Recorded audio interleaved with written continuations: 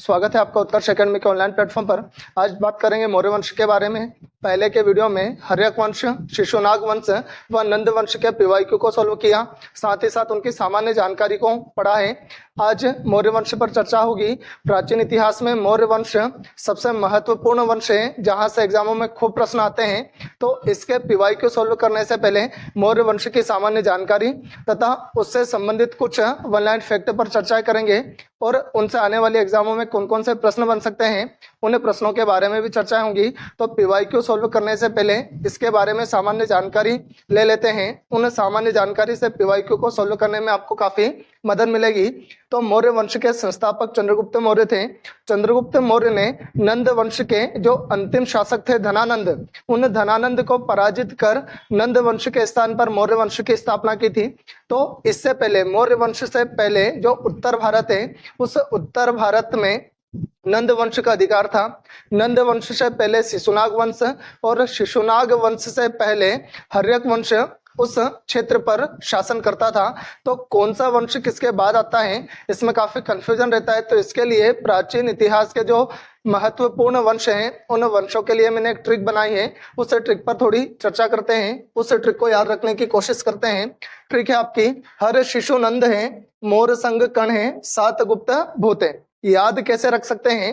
तो पहला वाला सेंटेंस देखें, उस सेंटेंस पर चर्चाएं करें। हर शिशु नंद है, मतलब जो शिशु रहता है, बच्चा रहता है, वो भगवान कृष्ण के रूप में माना जाता है और भगवान कृष्ण को नंद भी कहा जाता है। इससे आप याद रख सकते हैं कि हर शिशु नंद है। क्या बनेगा इससे? हर का अर्थ होता है हर्यक वंश, हर्यक वंश, शिशु से शिशुनाग वंश, शिशुनाग वंश, नंद से नंद वंश। तो ये तीन वंशों का क्रम आप अच्छे से याद रख सकते हैं। सबसे पहले हर्यक वंश, फिर शिशुनाग वंश और फिर नंद वंश। एक सेंटेंस से आपने तीन वंश का क्रम याद रखा। अब अगला सेंटेंस है मोर संग कण है। इस सेंटेंस से इसको कैसे जोड़ोगे?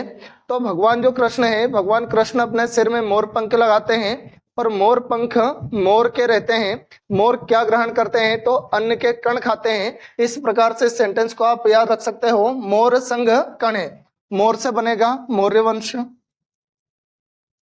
संग से बनता है शुंग वंश और कण से बनता है कण्व वंश। ठीक, छह वंश की जानकारी तथा छह वंश के क्रम आपको याद हो गए। हर्यक वंश, शिशुनाग, नंद, मौर्य, शुंग और कण्व वंश। इसके बाद जो तीसरा सेंटेंस है, इसको आप याद कैसे रख सकते हो? सात गुप्त भूत है। संख्या कितनी है? सात।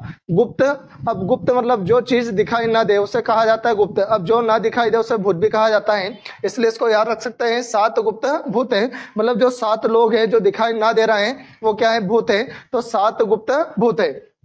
कौन कौन से वंश बनेंगे इनसे? सात से सात वाहन वंश, सात वाहन वंश, इससे गुप्त वंश, और भूत से पुष्यभूति वंश। इस प्रकार से एक ट्रिक से आप प्राचीन इतिहास के सभी वंश का क्रम याद रख सकते हो। अब आगे बढ़ते हैं, चर्चा करते हैं मौर्य वंश के बारे में। तो मौर्य वंश के संस्थापक चंद्रगुप्त मौर्य थे। चंद्रगुप्त मौर्य ने किसे पराजित किया था? तो नंद वंश के शासक, नंद वंश के शासक, नंद वंश के शासक धनानंद को, नंद वंश के शासक धनानंद को पराजित कर चंद्रगुप्त मौर्य ने मौर्य वंश की नींव डाली थी सन 322 ईसा पूर्व। चंद्रगुप्त मौर्य के बाद उनके पुत्र बिंदुसार शासक बनते हैं। बिंदुसार के तीन पुत्र थे, सुसीम, अशोक और विगत शोक। इनका सबसे बड़ा बेटा, बिंदुसार का सबसे बड़ा बेटा सुसीम था, लेकिन प्रशासन वो अच्छे से नहीं संभाल सके। इस कारण से बिंदुसार ने अपना उत्तराधिकारी किसे घोषित किया? अशोक को। अशोक के बाद अब अशोक का शासनकाल रहा कब से? 269 ईसा पूर्व से 232 ईसा पूर्व तक। अशोक के बाद महेंद्र, संघमित्रा, चारुमती, कुणाल, जालोक तथा तिवर इनकी संतानें थी। इनमें से दो नाम आप पढ़ेंगे, महेंद्र व संघमित्रा को। इनको इन्होंने बौद्ध धर्म का प्रचार प्रसार के लिए भेजा था। अब अशोक के उत्तराधिकारी कुणाल बनते हैं, जिनका शासनकाल 232 ईसा पूर्व से 224 ईसा पूर्व तक रहा। अब आगे कुणाल के बाद विगत शोक, जिन्हें दशरथ भी कहा जाता है, विगत शोक का शासनकाल रहा। विगत शोक के बाद संप्रीति, जो कि 216 ईसा पूर्व में शासक बने थे मौर्य वंश के। संप्रीति के बाद शालीसुख, शालीसुख के बाद देवधर्म वर्मन 206 ईसा पूर्व में मौर्य वंश के शासक बनते हैं। उसके बाद सत्यधनुष 199 ईसा पूर्व में शासक बनते हैं मौर्य वंश के। और मौर्य वंश के अंतिम शासक बृहद्रथ थे, जो कि 191 ईसा पूर्व से 187 ईसा पूर्व तक शासक बनते हैं। बृहद्रथ को उनके सेनापति पुष्यमित्र शुंग उनकी हत्या करके फिर मौर्य वंश के बाद शुंग वंश की स्थापना करते हैं। अब और कुछ महत्वपूर्ण जानकारियां, जैसे चंद्रगुप्त मौर्य। चंद्रगुप्त मौर्य कौन थे? तो इस वंश के संस्थापक थे। चंद्रगुप्त मौर्य मौर्य वंश के संस्थापक थे। इनका जन्म 345 ईसा पूर्व में हुआ था। चंद्रगुप्त मौर्य की माता का नाम मूरा, चंद्रगुप्त मौर्य की माता का नाम मूरा तथा पिता का नाम स्वार्थ सिद्धि था। जन्म हुआ था 345 ईसा पूर्व में। मौर्य वंश के संस्थापक थे। माता का नाम मूरा तथा पिता का नाम स्वार्थ सिद्धि था। माता का नाम मूरा था। इन्हीं के आधार पर इनका वंश जो है, उस वंश का नाम मौर्य वंश पड़ा था। आगे बढ़ते हैं। चंद्रगुप्त मौर्य ने तक्षशिला में शिक्षा प्राप्त की थी। उस समय तक्षशिला शिक्षा का सबसे प्रमुख केंद्र था। चाणक्य जो थे वो भी यहीं के शिक्षक थे, यहीं के अध्यापक थे। तो चंद्रगुप्त मौर्य ने तक्षशिला में शिक्षा प्राप्त की थी और इनके गुरु का नाम चाणक्य था। चंद्रगुप्त मौर्य ने नंद वंश के अंतिम शासक धनानंद को चाणक्य की सहायता से, चाणक्य इनके प्रधानमंत्री भी थे और चाणक्य इनके गुरु भी थे, तो चाणक्य की सहायता से 322 ईसा पूर्व में इन्हें हराकर मौर्य वंश की स्थापना की थी। किन्हें हराया था? नंद वंश के शासक धनानंद को। धनानंद किनके समकालीन था? सिकंदर के समकालीन था। सिकंदर ने धनानंद के समय ही आक्रमण किया था 323 ईसा पूर्व में भारत पर। तो धनानंद को पराजित कर चंद्रगुप्त मौर्य ने नंद वंश के बाद मौर्य वंश की स्थापना की थी 322 ईसा पूर्व में। चंद्रगुप्त मौर्य को यूनानियों ने सेंड्रोकोटस कहा था। यूनानी चंद्रगुप्त मौर्य को क्या कहते थे? सेंड्रोकोटस कहते थे। अगला है, चंद्रगुप्त मौर्य के प्रधानमंत्री चाणक्य थे और चाणक्य ने एक पुस्तक लिखी थी। उस पुस्तक का नाम था अर्थशास्त्र, लेकिन ये अर्थशास्त्र विषय से संबंधित नहीं थी, राजनीति विषय से संबंधित थी।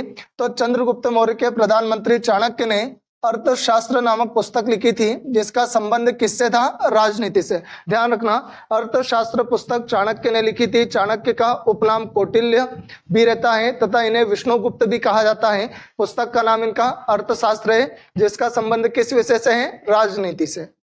अब आगे बढ़ते हैं। चंद्रगुप्त मौर्य ने 305 ईसा पूर्व में सेल्यूकस निकेटर को हराया था। सेल्यूकस निकेटर कौन था? तो ये सिकंदर का सेनापति था सेल्यूकस निकेटर। सेल्यूकस निकेटर को सिकंदर जब वापस लौटकर जाता है अपने देश, तब भारत के विजित प्रांत जो है वो किन्हें देकर चला जाता है? सेल्यूकस निकेटर को। और सेल्यूकस निकेटर व चंद्रगुप्त मौर्य के बीच में 305 ईसा पूर्व में एक युद्ध होता है। उस युद्ध में यहाँ पर चंद्रगुप्त मौर्य किसे पराजित करते हैं? सेल्यूकस निकेटर को। और संधि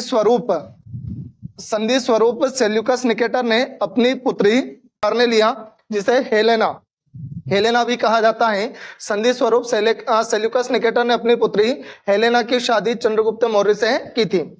सेल्यूकस ने अपने राजदूत मेगास्थनीज को चंद्रगुप्त मौर्य के दरबार में भेजा था। मेगास्थनीज वही व्यक्ति है जिसने इंडिका नामक पुस्तक लिखी थी। आगे बढ़ते हैं। मेगास्थनीज ने, यह पॉइंट आ गया, मेगास्थनीज ने इंडिका नामक पुस्तक की रचना की थी। अपने जीवन के अंतिम समय में चंद्रगुप्त मौर्य ने जैन धर्म को स्वीकार किया था और 298 ईसा पूर्व में कर्नाटक के श्रवणबेलगोला में सलेखना विधि के द्वारा ये अपने प्राण त्याग देते हैं। आगे ये चीज आ जाएगी। अपने जीवन के अंतिम समय में चंद्रगुप्त मौर्य ने जैन धर्म को स्वीकार किया था। चंद्रगुप्त मौर्य ने जैनी गुरु भद्रबाहु से जैन धर्म की शिक्षा ग्रहण की थी। गुरु कौन थे? भद्रबाहु। प्रधानमंत्री कौन थे? चाणक्य। चंद्रगुप्त मौर्य ने सल्लेखना विधि द्वारा, सल्लेखना विधि क्या होती है? जिसमें बिना जल व अन्न ग्रहण किए तब तक उपवास रखा जाता है जब तक कि व्यक्ति के प्राण ना निकल जाए, उसे बोला जाता है सल्लेखना विधि। और सल्लेखना विधि के द्वारा 298 ईसा पूर्व में कर्नाटक के श्रवणबेलगोला में अपने प्राण त्यागे थे। चंद्रगुप्त मौर्य के समय विभिन्न विभागों के अध्यक्ष, अलग अलग विभागों के जो अध्यक्ष हैं वो अध्यक्ष अमात्य कहलाते थे। आगे बढ़ते हैं। अब इनके जो उत्तराधिकारी हुए चंद्रगुप्त मौर्य के उत्तराधिकारी, चंद्रगुप्त मौर्य का जन्म 345 ईसा पूर्व में। इनकी माता का नाम मूरा, पिता का नाम स्वार्थ सिद्धि। इनके जो गुरु थे वो चाणक्य थे। बाद में इन्होंने जैन धर्म को स्वीकार किया। इन्होंने 305 ईसा पूर्व में सेल्यूकस निकेटर को हराया था और संधि स्वरूप सेल्यूकस निकेटर की जो बेटी थी हेलेना, उस हेलेना से शादी की थी। 298 ईसा पूर्व में श्रवणबेलगोला में सल्लेखना विधि के द्वारा ये अपने प्राण त्याग देते हैं और अपना उत्तराधिकारी किन्हें घोषित करते हैं? अपने पुत्र बिंदुसार को। तो बिंदुसार के बारे में चर्चा करते हैं। बिंदुसार का शासनकाल 298 ईसा पूर्व से 272 ईसा पूर्व तक था। चंद्रगुप्त मौर्य का उत्तराधिकारी उनका बेटा बिंदुसार बना, जो कि 298 ईसा पूर्व में राज सिंहासन पर बैठा। यूनानी लेखक बिंदुसार को अमित्रोकेट्स कहते थे। यूनानी लोग चंद्रगुप्त मौर्य को सेंड्रोकोटस कहते थे, जबकि बिंदुसार को अमित्रोकेट्स कहते थे, जिसका हिंदी में अर्थ है अमित्रघात। और अमित्रघात का अर्थ होता है शत्रुओं का विनाशक। ध्यान रखना इस बात को। आगे वायु पुराण में बिंदुसार को भद्रसार, वारिसार तथा जैन ग्रंथों में बिंदुसार को सिंहसेन भी कहा जाता है। बिंदुसार के समय तक्षशिला में 2 विद्रोह हुए थे। अपने जो प्रमुख विभाग के अध्यक्ष थे, उन विभाग के अध्यक्षों के बुरे व्यवहार के कारण बिंदुसार के शासनकाल के समय पर 2 प्रमुख विद्रोह हुए थे। उन विद्रोह को दबाने के लिए बिंदुसार सबसे पहले अपने बड़े पुत्र सुसीम को भेजते हैं, लेकिन सुसीम उन विद्रोह को दबाने में नाकामयाब रहते हैं। उसके बाद फिर ये अशोक को भेजते हैं और अशोक विद्रोह को दबाने में सफल रहते हैं। आगे बढ़ते हैं। इन विद्रोह को दबाने के लिए बिंदुसार ने पहले अपने पुत्र सुसीम को भेजा तथा बाद में अपने दूसरे पुत्र अशोक को भेजा। बिंदुसार के प्रधानमंत्री भी चाणक्य हुए। चंद्रगुप्त मौर्य के प्रधानमंत्री चाणक्य थे, उसके बाद उनके पुत्र बिंदुसार के प्रधानमंत्री भी चाणक्य थे। आगे बढ़ते हैं। बिंदुसार ने सीरिया के राजा एंटियोकस से मदिरा, सूखे अंजीर तथा एक दार्शनिक को अपने राज्य में भेजने हेतु प्रस्ताव भेजा था। 3 चीजें मंगाई थी उन्होंने एंटियोकस से, मदिरा, सूखे अंजीर तथा एक दार्शनिक। तो एंटियोकस ने मदिरा भी भेज दी, सूखे अंजीर भी भेज दिए, लेकिन दार्शनिक नहीं भेजा, क्योंकि उनका कहना था कि दार्शनिक कोई वस्तु नहीं है जिसको तोहफे के रूप में, गिफ्ट के रूप में भेजा जाए। इसलिए उन्होंने मदिरा और सूखे अंजीर भेज दिए थे। दार्शनिक को बिंदुसार के दरबार में नहीं भेजा था। आगे बौद्ध विद्वान तारानाथ ने बिंदुसार को 16 राज्यों का विजेता बताया है। बिंदुसार की मृत्यु के समय जब बिंदुसार की मृत्यु हुई थी उस समय अशोक जो थे वो उज्जैन के राज्यपाल थे। ध्यान रखना, प्रश्न सभी पॉइंट से महत्वपूर्ण प्रश्न बनते हैं। बिंदुसार की मृत्यु के समय अशोक कहाँ के राज्यपाल थे? उज्जैन के राज्यपाल थे।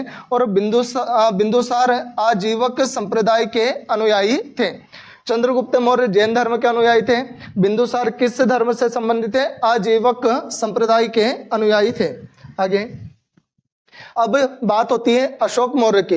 बिंदुसार के बाद उनके पुत्र अशोक मौर्य सिंहासन पर बैठे। इनका शासनकाल 269 ईसा पूर्व से 232 ईसा पूर्व तक था। बिंदुसार का उत्तराधिकारी उनके पुत्र अशोक मौर्य हुए।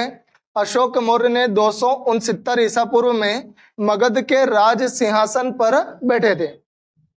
सिंहली अनुश्रुति के अनुसार अशोक अपने 99 भाइयों का वध करके राजा बने थे। पुराणों में अशोक को अशोक वर्धन कहा जाता है। ध्यान रखना, पुराणों में अशोक को अशोक वर्धन कहा जाता है और अभिलेखों में अशोक को देवानाम प्रियदर्शी कहा जाता है। देवानाम प्रियदर्शी का अर्थ है देवताओं के समान प्रिय दिखने वाला। तो पुराणों में अशोक को अशोक वर्धन कहा जाता है, जबकि अभिलेखों में अशोक को देवानाम प्रियदर्शी कहा गया है। मास्की व गुर्जरा अभिलेख में अशोक का नाम अशोक मिलता है। ध्यान रखना, गुर्जरा कहाँ पर पड़ता है? तो मध्य प्रदेश के दतिया में। मध्य प्रदेश के दतिया में मास्की व गुर्जरा अभिलेख में अशोक का नाम अशोक मिलता है।